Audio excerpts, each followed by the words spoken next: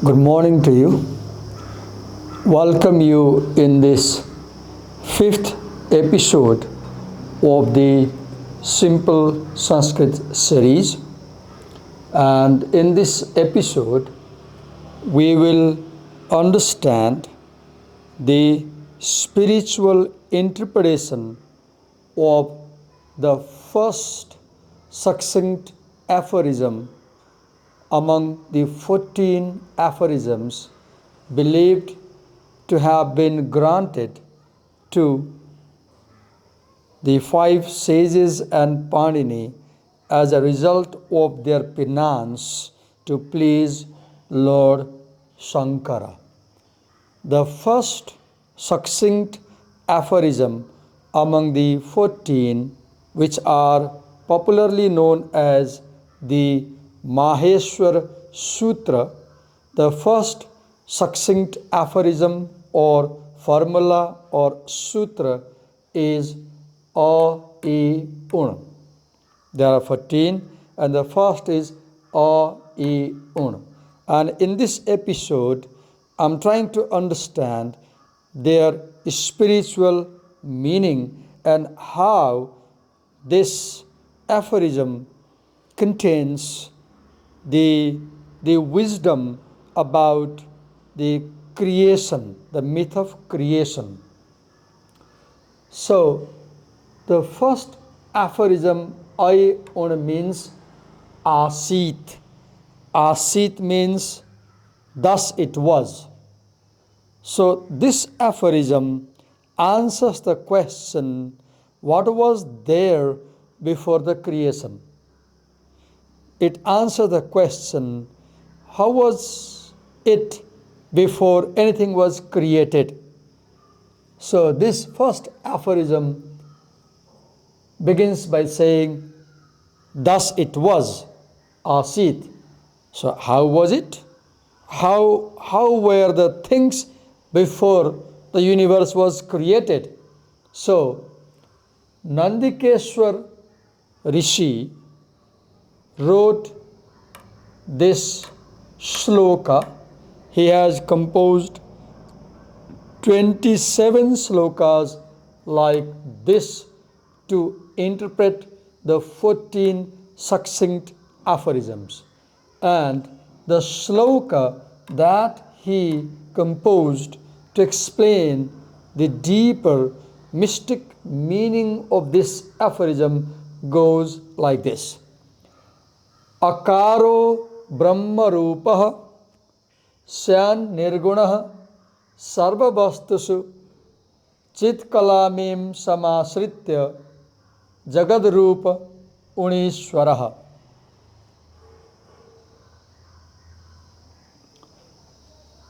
So let's try to understand the meaning of this shloka. To make the meaning of this shloka accessible to ordinary people, another sage named Upamanyu, he developed an interpretation of this shloka, and that interpretation is known as Tatwadarshini. Tatwadarshini means one that brings out the essence. Tattva-vimarsini means one that ponders over the essence, one that explores the essence or considers the essence, or one that reflects on the essence.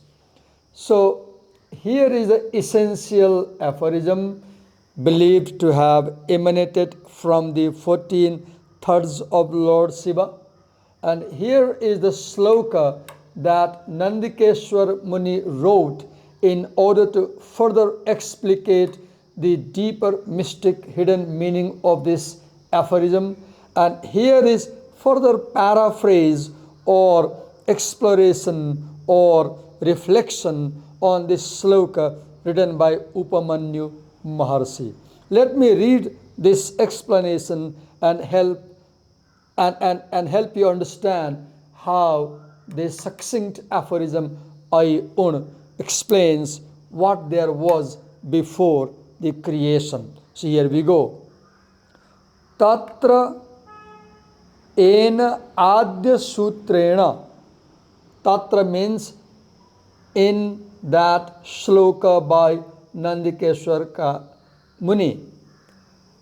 Ena, these, adya sutrena, according to these primordial aphorisms, according to the implication of these primordial aphorisms, sarva varnanam, the origin of all the sounds or letters, samasta bhuvananam, the origin of all the universe, cha, and the origin of all the sounds or letters, cha, and samasta, all, bhuvananam, the universe, samudbhava rupam, their origin, swa atma tattvam upadishtam ityaha akaro brahma iti. So this aphorism and this sloka purports to mean that the essence of all the sounds or letters, the essence of all the universe, the essence or the origin of all the sounds or letters and universe should be understood to be contained in the primordial sound A, which is also known as Brahma, Akara. A is called as Adyaswara, and Adyaswara means the primordial sound, the first sound in the creation. And let's not forget that A is the first sound among the three sounds in the spiritual world. Om, A plus U plus Ma, Om. And Om is known as Ekaksharam Brahma, the supreme being expressed with single sound. So the whole sounds or languages and the whole universe is contained there in that primordial sound A or Akar, which represents the supreme God, supreme being Brahma. Anena, by implication, aha parameshwaro nirguna. By implication, we should understand that this primordial Lord, this primordial God, this primordial supreme being is nirguna, existence-less. It is non-being. It is immaterial. It possesses no material quality. It possesses no sensory quality. That is, so we have this concept of non-being, we have this concept of non-existence, we have this concept of non-manifest God. Okay, now let's move ahead. Now such non-manifest God, which is realized in the primordial sound A, this non-manifest, non-being God realized in the primordial sound A realizes itself as the universe. How? With the help of Maya. Im Maya Sritya. The sound E stands for Maya. Here Nandikeshwar uses the word Chitkala to explain the meaning of E. And here Upamanyu Maharshi uses the word Maya to mean the sound E. And let's spend some time understanding the word Chitkala. Chitkala has two words in Sanskrit, Chit and Kala. Let's focus on the meaning of Chit. Chit means thought. Chit means perception. Chit means intelligence. Chit means intellect. Chit means understanding. Chit means pure intelligence. Chit also means animating principle of life. Chit also means supreme spirit. Chit also means consciousness. So Chit Kala is also understood as the energy of consciousness.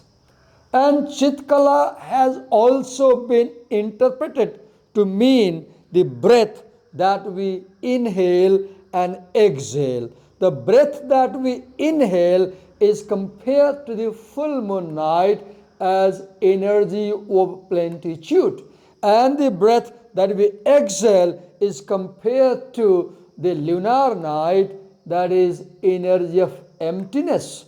And Chitkala, which Upamanyu Maharshi interprets as Maya, is also seen as the divine intelligence, divine thought process. So this non-being, this non-existent primordial sound A, or the supreme being, the primordial supreme being, which is present in the universe in the shape of that primordial sound, this non-being changes into being.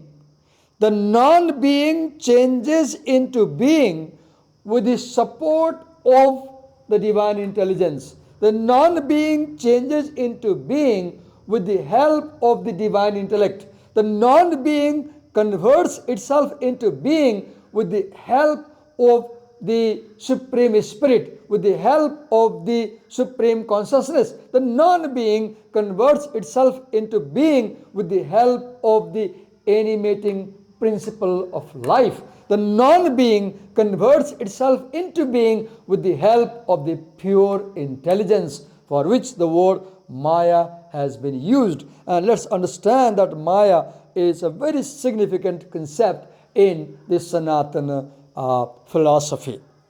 So, this non-being Akara Brahma, Supreme Spirit, converts itself into the being, converts into the material universe with the help of the animating principle of life that is represented by the sound Ikar. And the Maya is also translated as the nature. So the non-being converts itself or creates the being or the material universe with the help of Prakriti. And that U stands for the universe.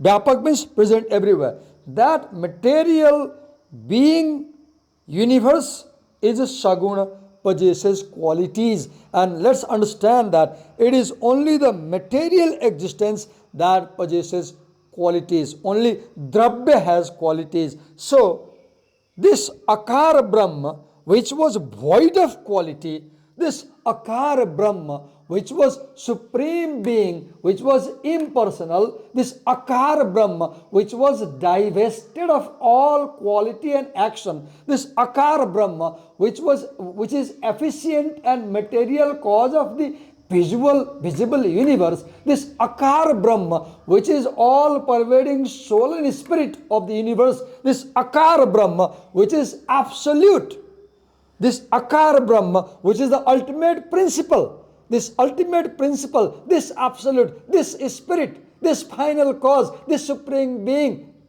converts itself into the universe, into the being, with the help of the Maya, or with the help of the animating principle of life, with the help of Prakriti, with the help of the extraordinary power, with the help of the extraordinary wisdom, which is also known as prajna or knowledge, and makes itself present as a material all over the universe and establishes itself as the material God, Ishvara. So, A, the absolute non-being, E, the animating principle of life, U, the material universe, the spirit present in that universe. Thus, we should understand from this succinct aphorism is what Nandikeshwar explains. Akaro Brahma Rupa, that absolute Lord, that absolute non-being is present in the universe in the form of that primordial sound A. And that primordial absolute Lord is void of any quality, nirguna. It is immaterial, sarvabhastasahu, as an immaterial presence, as a non-being. It is permitted in everything in this universe. And such immaterial, such impersonal, such invisible, such spiritual Brahma converts itself into this material world with the help of Chitkala, or the divine intelligence, the divine thought process, divine nature, a divine extraordinary power, divine wisdom, divine knowledge, divine skill, divine art. Chitkala also means skill or art. Chitkala also means intelligence. Let's move ahead. We have additional proof to explain this succinct aphorism. This proof comes from the Rig Veda, 10th Mandala, 129th hymn, that is known as Nasadiya Sukta. Let's read and understand. Na asad asin, sad asit tadanim, then before the creation, neither asad, non-existence, asit was, before the creation, neither there was the non-being. Before the creation, neither was there the non-being nor the being. So before the creation, there was no binary. Before the creation, neither there was non-being nor being. Na asid rajo, nor was there any dust particle, nor was there any dirt, nor was there any particle of matter, nor was there gloom, nor was there darkness, nor was there any constituent quality of the material substance supposed to be the cause of the activity. We have three constituent qualities: sattva, raja, tama. And there was no constituent quality to bring the material into existence, nor there was air, nor there was any atmosphere, nor there was any cloud, nor there was any rain. These are the meanings of raja. Nasid rajo, neither there was non-being, nor there was being, nor there was dust, dirt, matter, gloom, darkness, quality, air, atmosphere, cloud, rain. No vyoma aparoyat, no vyoma, neither was there sky, neither was there atmosphere, neither was there water. Aparoyat, apara, nothing was above these things. There was no atmosphere, there was no space, having nothing higher or superior to this. There was nothing above, there was no space. Okay, then, so there was no being, no non-being, no matter, no sky, no space. Kimavari vah kuhakasya sarmannambah kimasid gahanam gaviram. So the question emerges. One thing was present everywhere. There was water everywhere in the universe.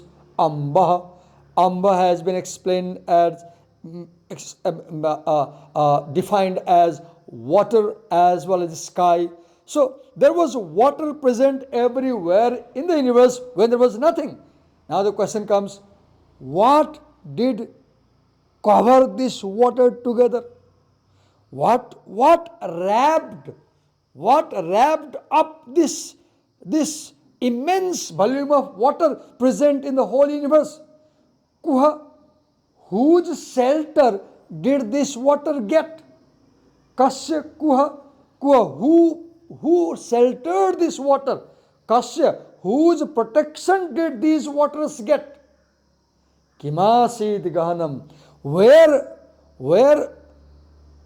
lay the profundity of this immense volume of water? Gaviram, where lay the depth of this immense volume of water? The simple answer comes, the immense depth of this water, the immense profundity of this water was contained there within this primordial sound A, when there was no being and non-being and atmosphere and sky and space, when there was nothing, the primordial sound A and the supreme being present within that akar sound contained all this universe, its seed, its origin in itself. Then we have further proof to explain this aphorism from Taittireeya Upanishad. We read, Asadva idamagra asi tato vai sadjayata iti shruti. This is what the Vedas say or Upanishads say. Further we read, I'll explain. Asad ब्रह्म वै निश्चयेन अग्रे सृष्टे पूर्वमिदकार रूपाक्षरात्मकम आसीत. Before this creation, there was non-being. Don't get confused. Before this creation, there was the supreme in the form of asad, means in the form of this akar. Before the creation, the supreme being, the supreme spirit was in the form of this akar, and from this akara rupaksharatmakam, from this primordial sound, from this primordial letter, what happened? Asato vai sat sagunam ajayata. From this Nirakar, essenceless, non-being, primordial letter, from this Brahma, Akara Rupa, from this Akara Brahma, Tato Aksharat, from this letter, Asato Vai, from this non-being, Sat Sagunam Ajayataha, being was born. The being came into existence from that non-being. The being came into existence from that primordial sound or Jata Miti Tadartha. This is what we should understand. Further we have example from Srimad Bhagavad Gita, where in the 10th chapter of Gita, 33rd sloka, it says, Aksharanam akarosmi. Lord Krishna, talking to Arjuna, says that, O Arjuna, among the letters, I am the primordial sound A. Among all the sounds, Arjuna, I, the divine being, I reside, I am the primordial sound A. Aksharanam, among the letters, Akarosmi, I am the primordial letter A. Dvandva samasikasya cha. Among the dualities, I am the Dvanda duality. Ahameva kshaya kalo, and I am the indestructible temporality. I am the past, I am the present, I am the future, I am the eternity. Lord says, I am the eternity. Dhataham. I am the one who looks after the whole universe and the creation, Vishato Mukha, and I am the one who is looking in all directions possible. So, what we saw in this ironically simple Sanskrit but really difficult Sanskrit, we tried to interpret the first of the 14 succinct aphorisms believed to have emanated from the 14 thirds of Lord Shiva as a result of the penance done by Sanak, Sanandan, Sanat Kumar and Panini Rishis, and which was further explicated by Nandikeshwor Rishi in the form of this shloka, and which was then paraphrased by Upamanyu Maharshi, taking references from Mandukya Upanishad, references from Rig Veda 10th Mandal, and references from we have here, let me check, Taittireeya Upanishad, I guess, yes, reference of Taittireeya Upanishad and references from Srimad Bhagavad Geeta. It was an attempt on my own part to understand such spiritual philosophical knots. I'm not teaching anybody, I'm trying to understand, but I'm recording this attempt with the belief that if I share with other people, people might be interested, and if I can understand something, maybe others too can understand. Before I close the video, I'd like to spend some time on this word Brahma. Brahma, which is understood as the primordial sound A, it is believed that the Supreme Being resides in this primordial sound A. And I told you earlier that in the Sanskrit spiritual word Om, we have A, U, Ma. A is believed to represent Vishnu, U is believed to represent Shankara, and Ma is believed to represent Brahma. And among the three, A is the first, representing the supreme, non-existent being, void. It has no material presence. So let me spend some time talking about Brahma. So Brahma means the supreme spirit, the supreme being, which is impersonal, which is divested of all quality and action. So Brahma means efficient and material cause of the visible universe. Brahma means all pervading soul and spirit of the universe. Brahma means the absolute. So Brahma means truth. Brahma means soul. We have this phrase, Ekaksharam Param Brahma. So single one word, supreme being, what? Om. In Sanatana faith, Om is at the heart of everything. And this Akara means word of action, word of material shape, right? Okay, so I hope I helped you understand these things. Here, further explain about Brahma, essence from which all created things are produced, that is Brahma, and into which they are absorbed, sacred mystic syllable Om. Okay. So one thing I like to refer here, as I was reading the opening of Bible, I read in Bible that it says, in the beginning God created the heaven and the earth was without form and void, and darkness was upon the face of the deep, and the Spirit of God moved upon the face of the waters, and God said, let there be light. What was interesting to me that in this Veda, we find that when there was nothing, there was waters.